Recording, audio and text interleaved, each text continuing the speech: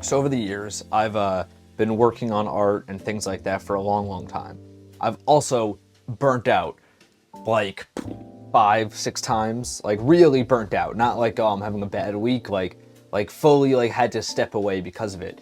And just sort of being somebody who tries to analyze why things are happening in my own life, mainly analyze my own mistakes so I don't repeat them. I've definitely put a lot of thought into like, okay, why does this happen? And more importantly, how do I prevent it? So that's what I want to tell you guys about today. Just my own little theory of why burnout happens. Of course, as always, this isn't the truth. This isn't really an objective take. I have no science behind anything here. And I'd love to hear your own thoughts in the comments below if you've analyzed maybe why you've burnt out in the past. But this is my opinion, more or less, from my own observations. I think the main thing that I should say first is that, like, I think burnout is oftentimes connected to other things. Like, I think it's sort of, I guess I'd say underrated, the effect of other things on burnout. People get this idea pretty often that like burnout is just like you work so hard that one day you just can't get up. And I think whilst that has happened to me, like, I've just sort of like totally overdone it to the point of either physical or mental exhaustion. Oftentimes burnout doesn't come in the form of so much a full collapse as much as it comes in the form of choosing another option. I think oftentimes what happens isn't so much that you aren't able to continue the thing you're doing, more so though that the things that you aren't doing seem a lot more appealing. I think a good example of this is like with a diet, right? So the idea that you push yourself too hard with a diet is obviously silly. What happens more so is that you get so tired of the diet, maybe, you're not eating enough or it's too restrictive, that it just seems so easy to go have that cupcake, that you have that cupcake. And then it's over from there. I mean, we all know how that goes. If you've dieted before, I'm sure you can relate to that like, one cupcake is never one cupcake after 3 weeks of dieting. You're going for the whole pack, right? At least I have. Maybe I just self-reported that I'm a fat ass, but I don't care, I think it's weak if you just have the one cupcake after 3 weeks of dieting. No, I'm joking, of course, but that's usually how burnout is, It's not so much that you just don't wake up one morning, not that you die, but that you, not so much that you just give up out of nowhere, but rather you're working on this project so hard, so consistently, that maybe it's not even that you fully burn out, you just kind of change your schedule to be like, okay, I'll work on this way less. Or you go take up a different project because it seems easier. Giving up is rarely ever, in my experience, again, this whole thing is just my experience, giving up is never as simple as like, okay, I'm done now. Because, I don't know, I think there's something in our brains that like makes us almost too prideful. That, for me at least, that's what I can 100% say. Like, for me to have to go, I gave up on this, is almost too, like it just makes me seem terrible. So I'll always have some reason of like, oh no, I gave up because of X, Y, and Z. You know what I mean? And I think our brains have ways of justifying these things. I don't think it's always going to be as, actually I think it's rarely going to be as simple as somebody going, no, I stopped that because it was too hard, I burnt out. I think it'll more or less always come in the form of like, no, I thought this was easier. For me, I know too, sometimes I've fully given up on things, not even in the name of another project, but just because of other things going on in my life. Like, an example that comes to mind is like in high school when I got a girlfriend, I stopped doing a ton of my creative stuff just because it was like, oh my God, it's so much easier to not do this. And I'm happy because of this other thing fulfilling me, Which is fine. I think that's one of the important things to talk about, actually, is that burnout seems like the greatest villain ever. It can be fine, though, because oftentimes, sort of, and this is kind of the whole thesis statement here that I'll be getting to by the end of this, I think burnout is not as much a symbol of overworking as I think it's a symbol of working on the wrong thing. To go like, I stopped working on that so hard because I had this other thing fulfilling me, is oftentimes necessary, I think, to show you like maybe that thing you were working towards wasn't what you were meant to end up doing. Maybe something else will come along later. You know, if something else can just stumble upon your path, whether that be a person, a new hobby, you know, maybe a new lifestyle, when something like that can just stumble upon your path and it absorbs you just as easily and pulls you fully away from what you were working on, yes, that can often be burnout, but I think that what we call burnout in that scenario can often just be indicative of like, well, maybe it wasn't that special if you were able to be ripped away from it that fast, you know? For me too, I know when I've been in those scenarios, I know it's special when I get ripped away from it. I can't help but I can't stop thinking about it. You know, that's sort of what's always happened to me with YouTube, because I've done it throughout my whole life, and you know, there are periods where I've been ripped away from it, one of which is actually, you know, I got a girlfriend, and I was like, this is fulfilling me way more than that ever did. That was stupid and dumb. You know, I didn't need to do that.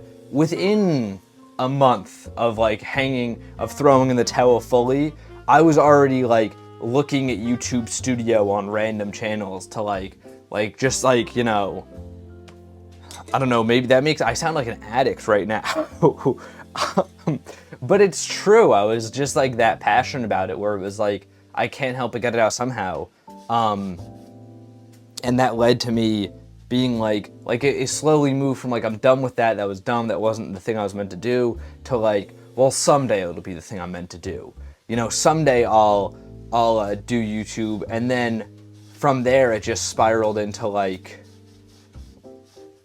okay, I'm starting a channel tomorrow. You know, like it was like, it always finds its way back in. And I think, as much as right now saying it, I sound like I'm addicted to YouTube, to maybe an unhealthy amount, I do think it's,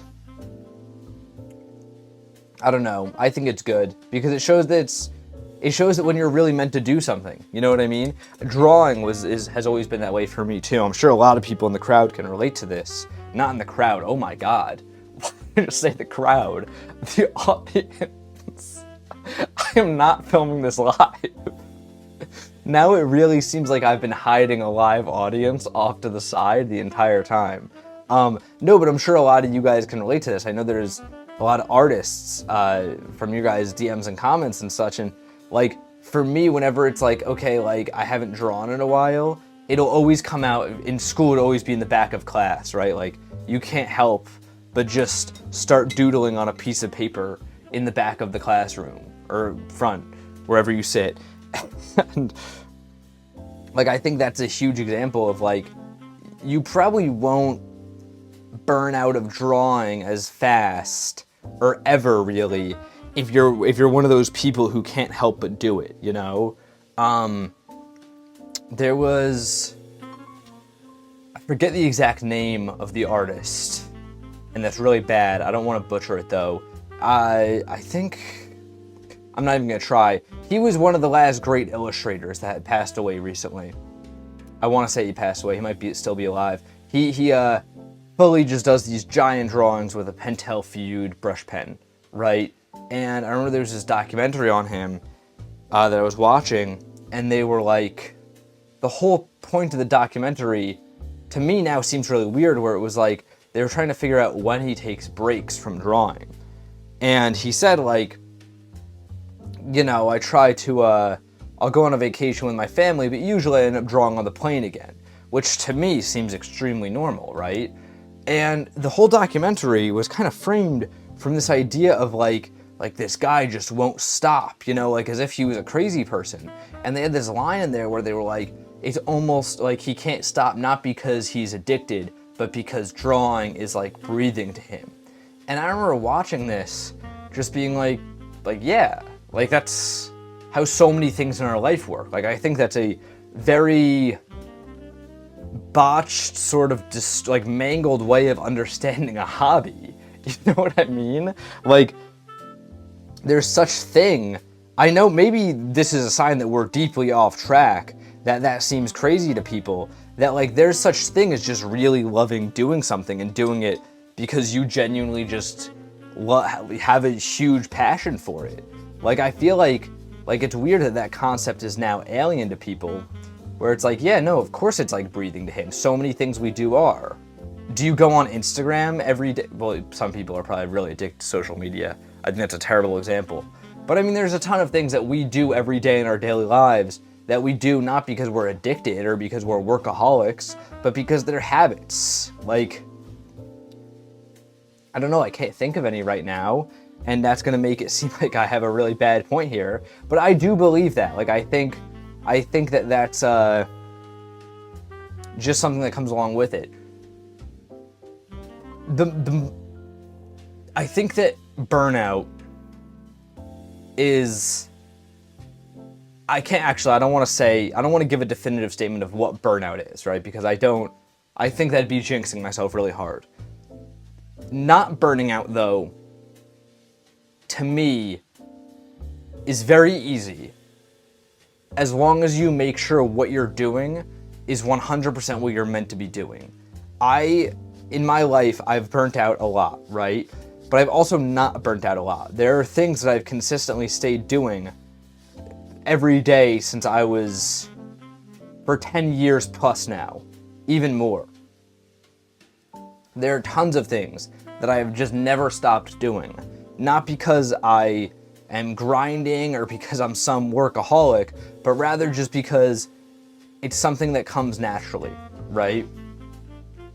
In a regard, maybe I'm just blessed that I have a couple things in my life that I really love doing that come naturally enough that I won't stop doing them, right? And I just can keep going. Maybe I'm lucky. I don't think I'm that special, though. I really don't. I think usually when people think about their own life, they have a tendency to go like, oh, I must be special. I don't think anybody's really that unique, though. I think that everyone's capable of having things they do every day that they love doing that are namely artistic. I mean, this video is, geared towards arts more so than anything else. And I think everyone's capable of having that as long as you make sure it's honest. So often we start things that we like but don't love because it seems like the right thing to do. For me, I know that's happened with YouTube a ton. Anytime that I've burnt out from YouTube is 100% because I'm doing a style of content that I don't really like, but I think it'll do well. That's a pattern I've noticed every single time, right? And it's really hard to get over that hump because it's like, well, what's the alternative? I'm making bad stuff. I'm making things that I love, but is ultimately unproductive. Like, it does, as much as we can all go, yeah, no, you should do what you love all the time. It's so much easier said than done because you feel like an idiot doing what you love when nobody's watching it, you're making $0, and everybody says that you are insane for putting that much time into something. It's so true. Like, I feel like so many people love going around going like, no, if you really love it, the money, the perception, nothing else should matter. That is not how things work. Maybe for some people, that's so cool. That's awesome. Those people are probably gonna end up doing way better than everybody else, right? Because that's awesome, and I think that's a superpower. For most people, though, you will not be able to get past the voices around you going like, I just got this new amazing thing that I have going on in my life. Maybe it's your friends bragging about like a new job, or maybe it's just people like offhanded remarks going like, why do you work so much on that random thing, right? It's so much harder doing what you love and ignoring everyone else's opinion than people make it seem. But this is the big caveat, and I think the last thing I needed to understand before I could really get over burnout forever by doing just what I'm super into. I think that there is, as much as yes, that's true, that's really hard, there's also something to be said for the longevity that you will have doing something you love. The people around you that are getting like what they want right now, and it's like kind of making it seem like things are like, oh man, maybe I'm doing something wrong. Maybe like I kind of feel like an idiot right now for following my passion, for spending all my spare time on things that I'm passionate about that are ultimately seen as unproductive, right?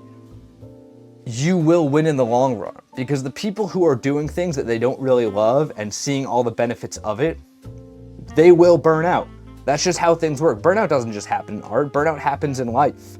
I know people get burnt out from just like living. like burnout is not just an artistic thing. it happens everywhere, right? I think the main lesson to me with burnout is that it's just so important to do exactly what you love. Because if you keep doing that, you might feel dumb right now, you might look dumb right now, you probably will be doing both those things. I look dumb and feel dumb all the time when I'm doing what I love, but one day it will pay off because you can keep doing that forever, and that's the ultimate superpower, I think. And it's even cooler because it's like a superpower that's in all of us. Yeah, I hope I didn't get too motivational speakery there. But yeah, I don't know. That's just been always my thought towards burnout. I feel like it's something that's super misunderstood, and I feel like it's something that's super like mystified. Of like, no, you need to take a bath once a day with like cucumbers on your eyes to make sure you're striking a perfect balance. And it's like, you know, balance is something that should come naturally, based on how much you love doing something, you know? But yeah, that's just my opinion on that. Again, there's nowhere near the truth in any of what I'm saying. It's more so just what I've seen in my experience and how I feel about these things. I would never declare it as like some sort of revelation or anything like that though. So, you know, of course, take what you want. I don't know. This is one of the episodes of Paint & Talk where I'm coming to present like a full idea I have about something. And I always get self-conscious doing these episodes because, I don't know, I feel like it's like, I don't know, I just feel weird coming here being like, this is my grand theory and I'm going to present it. But I don't know, that's that. This is the painting. Go check it out over on the Instagram to see a little caption about typed up of what's going on in this, because I got nothing right now. And until next time, guys, gals, and pals, my name is Max Dice. This has been Paint Talk episode 114. I'm here every morning, painting and talking with you all.